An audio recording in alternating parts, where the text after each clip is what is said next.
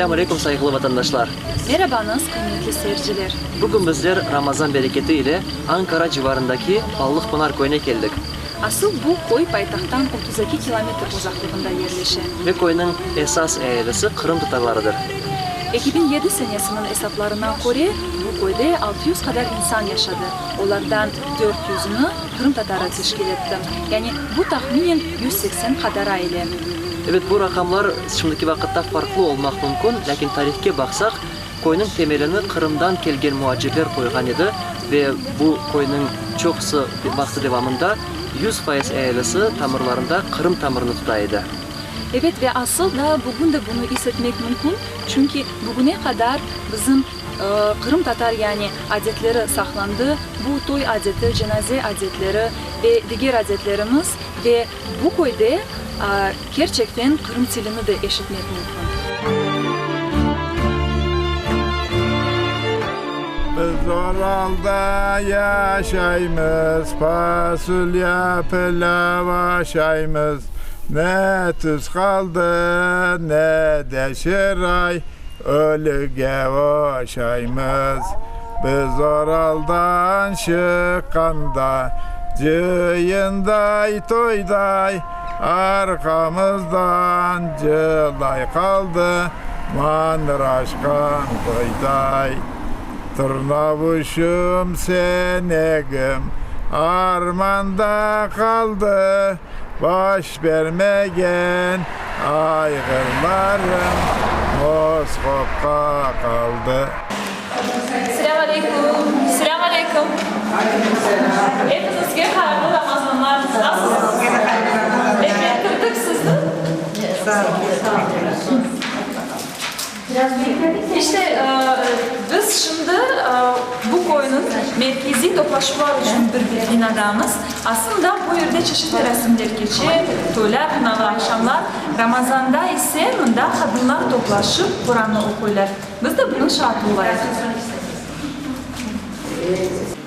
وأزواجهم في ظلال على الأرائك متكئون لهم فيها فاكهة ولهم ما يدعون ومن نعمره ننجسه في الخلق أفلا يعقلون وما علمناه الشعر وما ينبغي له الحمد لله رب العالمين واعف عنا يا كريم واعف عنا يا رحيم واغفر لنا ذنوبنا بفضلك وكرمك يا أكرم الأكرمين ويا أرحم الراحمين.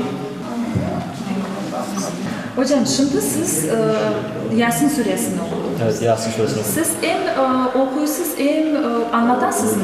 Yani şu surelerin manasına kadar yetkizdiresiniz mi? Yok, sadece Kur'an-ı Kerim okuyoruz, yüzüne okuyoruz. Mukabele Peygamber Efendimiz sünnetlidir yani.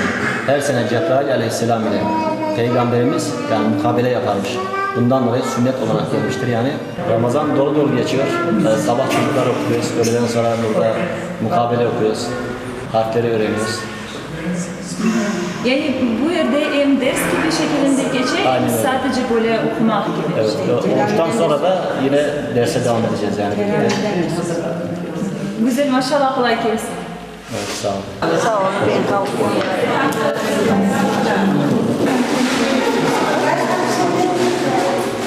Bizim analarımız, babalarımız Kırım'dan gelme. Hepsi o yaktan gelgenler işte. Ondan sonra bu sefer onlar da öldük ettiler. Endi bizlerge kısmet etsin, ketip gelmek Kırım'a. Amin. Kırımdakilarga köp selam deniz. Onlarga biz dualarımız netemiz, ölgenlerine, kalganlarına her zaman Yasinlerini okukandan hepsi ölmüşlerimizin, geçmişlerimizin hepsini aytamız. Onların da canlarına değsin. Hadi biz de Yozgatlıyız. Buradan Yozgat'a tüm selamlar söylüyorum ben. Biz de Kırım'a çok selam söylüyoruz. Kırım'a selam söyleriz. Kırım'a selam. Sağ olun tekeniz için.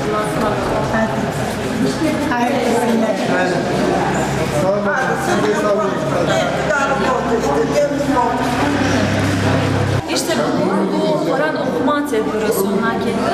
Biz ise o köyde biz yolculuğumuzda devam ederiz. Biz de Balıklı Pınar Koyu'nun reisiyle görüşmeye geçtiğimiz. Bu yerde onun evi ve işte endi bizim karşılağını görüyoruz.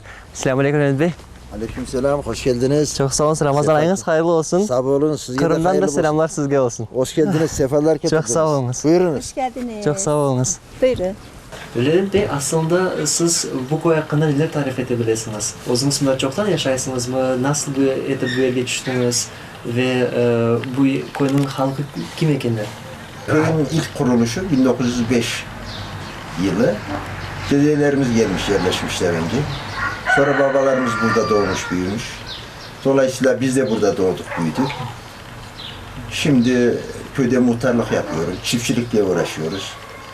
Bu yerinin ehlisi esas Kırım Tatarları. Tabii. Ama sonradan Ankara'ya yakın olduğu için arsalar alındı, satıldı, köy bayağı karıştı. Levent Ağam, belki de bu fırsattan faydalanıp Kırım'daki soydaşlarımıza bir selamlarınız olur. Neler aytar ediniz orada? Kırım'ı çok merak ettim, çok görmek istedim ama bir nasip olmadı. İnşallah. Kırım'daki soydaşlarımızla hepsine çok selam ederim. Oraya çok gelmek istiyoruz. İnşallah geleceğim ama bir varmak isterim. Evet, inşallah. Hepsine selam ederim.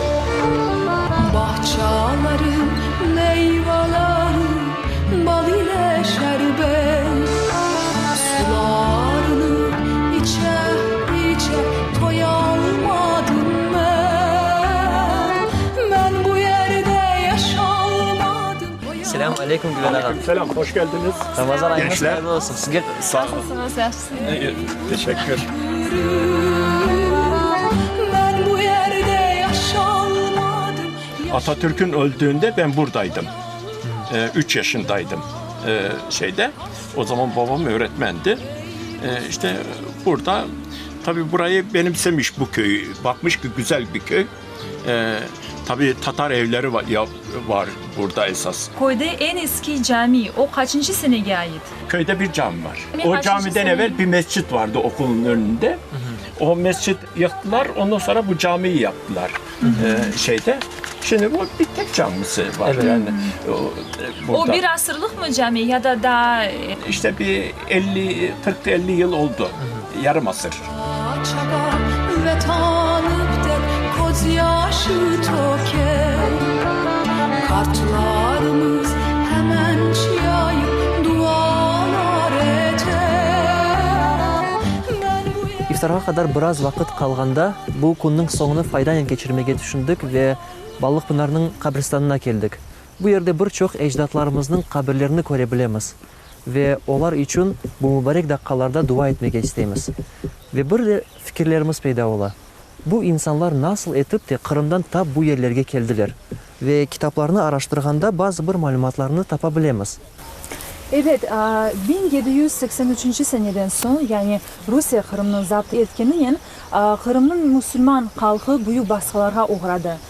Ve bunun neticesinde birçokları Osmanlı Devleti'nde yerleşti. Bazıları başta Romanya'ya koçup ondan son şimdiki Türkiye'de yerleşirler. Mesela 1904-5 seneleri arasında birçok Kırım Tatarları Romanya'dan bu köyge gelirler. Ve ondan son biraz geçiri hatta 2 aile Kırım Tatar aileleri Bulgaristan'dan da bu köyde yerleşirler. Balıkpınar Kırım Tatarları Türk ordusunda ve Osmanlı ordusunda asker olup birçok cenklerde iştirak ettiler. Çanakkale'de şehit olan Kırım Tatarlar var idi. Ve bundan da son Balkan Savaşı'nda, 1. Cihan Cenkinde, İstiklal Savaşı'nda iştirak etken bizim vatandaşlarımız var idi. Ve belki de bazıları bu yerlerde defnetilgenler, lakin eski kabirlerini biz bu yerde indi görüp olamayız. Yani yıllar devamında onlar viran etildiler ve onların tam olğan yerlerini korup olamamız. Lakin herhalde Allah bizim dualarımızı eşitedir ve ona yalvaramız ki bizim bu yerdeki ecdatlarımız da Kırım'daki bütün bizim ve gurbetlikte helak olğan bizim vatandaşlarımızla, bitakar babalarımızla gelecek dünyalarda yani ahirette cennet bahçelerinde hep beraberlikte olsunlar ve ebedi yaşayışta hasretlik çekmesinler.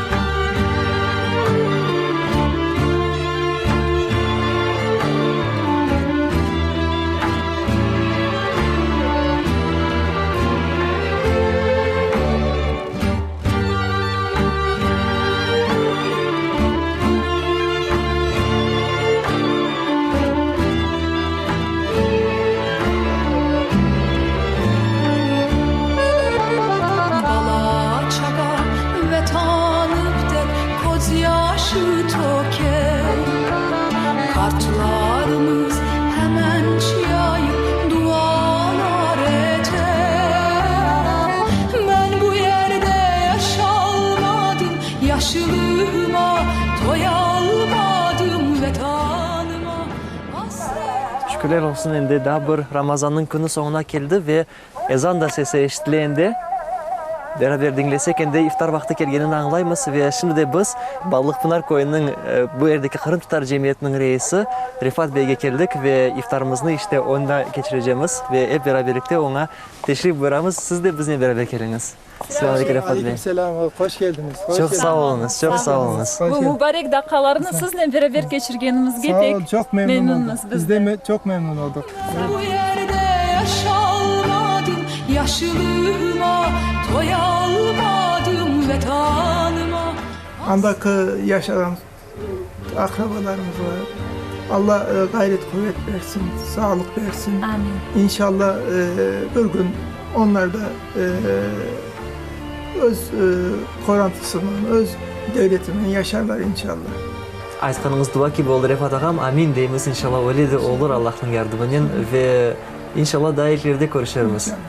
Evet, biz aslında Türkiye'den öz yayınlarımızı devam ettiğimiz ve gelecek yayınlarımıza kadar sizlerge sağlıkla kalınız deyimiz. Selamünaleyküm, hayırlı akşamlarınız olsun.